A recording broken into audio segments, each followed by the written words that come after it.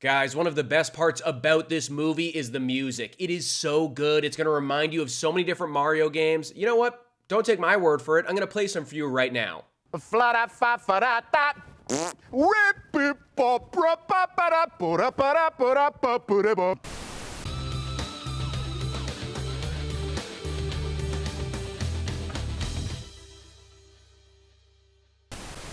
What's up, guys? I'm Sully, and today I'm super excited because we finally get to talk about the Super Mario Brothers movie. I'm sure you already know how this one is going to go. I mean, the Mario games aren't that complex, but just in case you don't, this is how the story goes. A Brooklyn plumber named Mario travels through the Mushroom Kingdom with a princess named Peach and a living mushroom man named Toad to find Mario's brother Luigi, and to save the world from a ruthless, fire-breathing Koopa named Bowser. Well, since I'm a total nerd in my 20s, I'm sure it won't surprise any of you that I am a massive fan of all of the Mario games, whether it be the Nintendo 64, the GameCube, the Wii U, the Switch. I've invested a lot of money into these Nintendo games. Wouldn't change it for anything. I even remember as a kid, there was a store near our house where my mom would need to go to get her shopping done, and they had one of those like Nintendo 64 sample stations there that you could play. My mom would wheel my cart up to that station. I would stand up in it. I would play Nintendo 64. I'd have kids around me like 3 times my age watching me. I mean, the seed was planted early. And if you're thinking to yourself, this guy's a phony, he's not a real fan, well, hold on. I have no problem proving it, okay? This is a picture of me as a 4-year-old child dressed up as Mario for Halloween, had the mustache super glued onto my face. That was a pain in the ass to get off. And then here's me as Luigi in college as well. I'd say I'm a pretty big fan.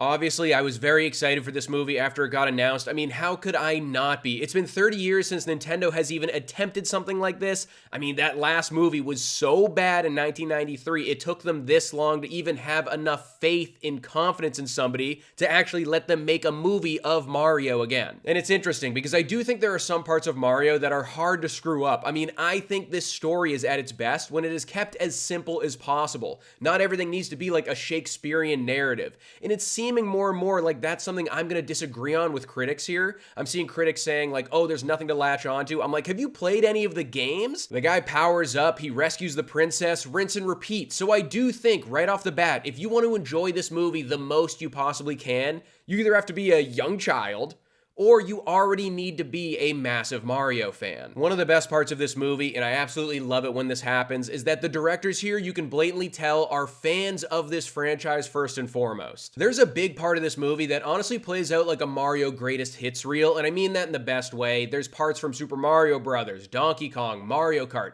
everything. It's all in here. And even if there isn't a sequence that specifically references a game in the Mario franchise, you'll see it somewhere because there are so many Easter eggs pouring out of the screen with this movie. In the visuals, the sound effects, maybe some enemies walking around in the background, like it's really all in here. Some people won't like this, but I have to give them some credit here. My hat is off to Illumination for these visuals. They looked incredible. They looked ripped right out of the games. They looked better than the games. They actually got me hopeful for what the next generation of Nintendo games might look like. They're just that good. Now, granted, if I was the one pulling the strings and calling the shots over at Nintendo, would I have chosen Illumination to be the studio to handle this Mario movie and probably all of the other Mario movies that are to come after this? I mean, no. They have their hits, they have their misses. I'm a total sucker for Minions and Despicable Me, I can't deny that. But they definitely leave their stain on this one like they usually do. They have some quirks and tropes that they always include into all of their movies, and the Mario movie is not an exception. Now, like I said, I'm one of the guys that likes Illumination as an animation studio, but they definitely do a couple things in here that I didn't love.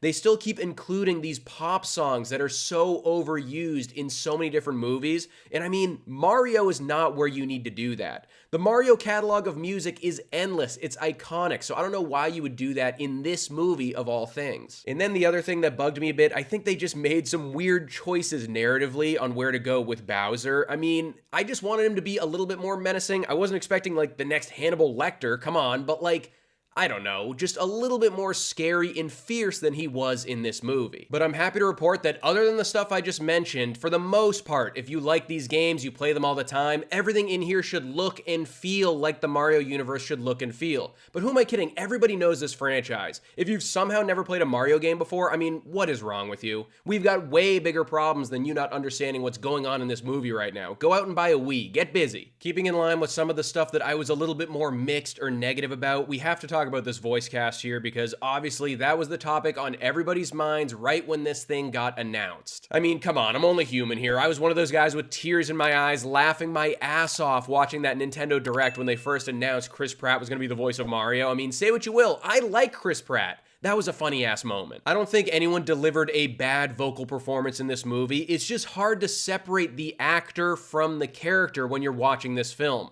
Like, Donkey Kong is just blatantly Seth Rogen. Like, there's no mistaking that that's the guy portraying this character. Same goes with Anya Taylor-Joy, same goes with Charlie Day and Jack Black. It doesn't take you out of the movie, but you're just blatantly gonna be like, okay, that's Jack Black whenever Bowser's talking. And going back to Chris Pratt for a second, I think he does a good job in this movie as Mario. And I also think he's just unnecessarily hated for no reason. I really like Chris Pratt, but I mean, he just breathes the wrong way and someone's trying to cancel him on Twitter. And I'll admit, I was one of those people after he was cast, I was like, what's gonna happen here? Like, is he gonna be doing an Italian accent for this entire movie? I just don't know how that's gonna work, if I'm just gonna be laughing the whole time because it's gonna be such a bad vocal performance. But after seeing the movie, they give him a legitimate reason to not talk in that accent. It makes sense in the movie, it's kind of clever. But now I'm like, wow, I don't know what I would have done if I had to listen to him speak in that accent for 90 minutes. Like, we think back of all of these Mario iconic lines that he does throughout the franchise, but when you're playing the games, it's not like he's saying them all the time. So if we had to witness him saying this for 90 minutes straight in that accent, all of Mario's dialogue, I mean, I think that would get on a ton of people's nerves, mine included. So in retrospect, it was actually one of the smartest things this movie chose to do by letting him talk in a more normal voice. Like, he still changes his voice a little bit to fit the character, but not talking in those iconic Mario voice lines only. One last nitpick I'll say before wrapping up here is I don't think they showed us enough of that brother dynamic between Mario and Luigi on screen. I mean, they're together at the beginning, they're together at the end, but there's that whole middle chunk where we don't see them share the screen together.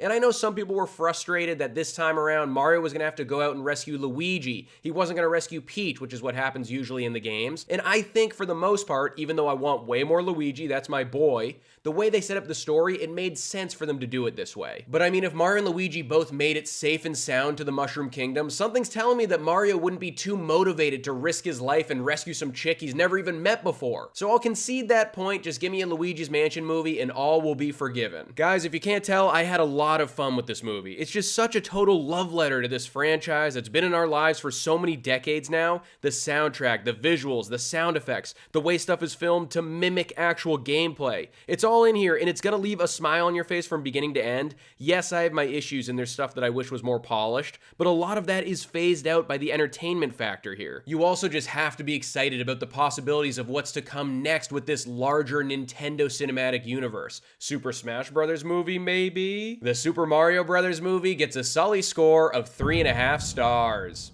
So that's my review of the new Mario movie. I swear if they give me a Luigi's Mansion film, I will name my firstborn child after it. It's decided. But let me know in the comments below if you're gonna go check this one out or if you've already seen it. Don't forget to like this video and subscribe to the channel if you haven't, and I'll see you guys at the next one.